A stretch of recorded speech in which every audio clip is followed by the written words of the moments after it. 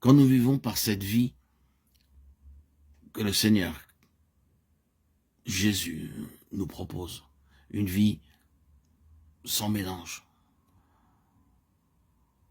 une vie qui ne connaît pas de mélange.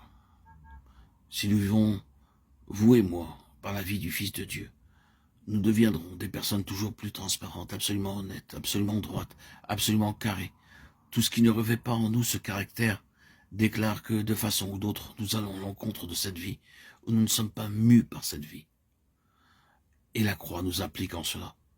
Ainsi, la fin de la Bible nous donne l'image de la cité comme l'un des symboles de l'Église. Dans sa constitution même, comme il est écrit, elle ressemble à de l'or pur, ou à du verre pur, ou à du jaspe, Apocalypse 21, 11, 18. Et son fleuve est l'eau de la vie, limpide et claire, comme du cristal, 22, 1. Tout est clair. C'est le but de l'œuvre. C'est une chose vraiment pratique.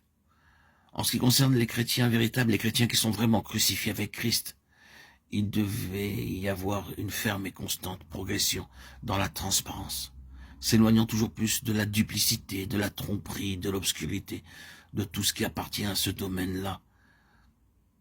Il devrait être clair, comme la lumière. Voilà la réponse tellement imparfaite à pourquoi la croix.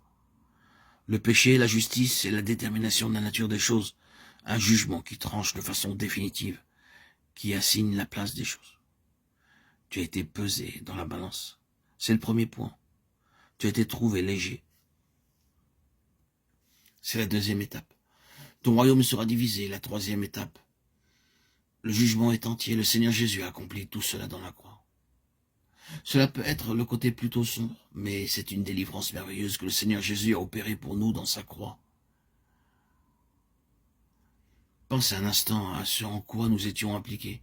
Nous étions impliqués dans le péché de Satan, nous étions impliqués dans sa rébellion, notre nature même y était impliquée. Mais il nous a sauvés par sa croix. Il nous a délivrés de la puissance des ténèbres et nous a transportés dans le royaume de son Fils bien-aimé. Colossiens 1,13.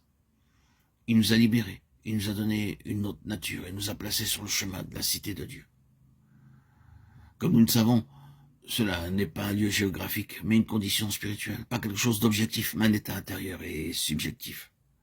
Quel jour ce sera quand nous serons dans cet état, absolument libre de la dernière empreinte de l'influence de Satan, de l'influence du serpent sur notre nature humaine.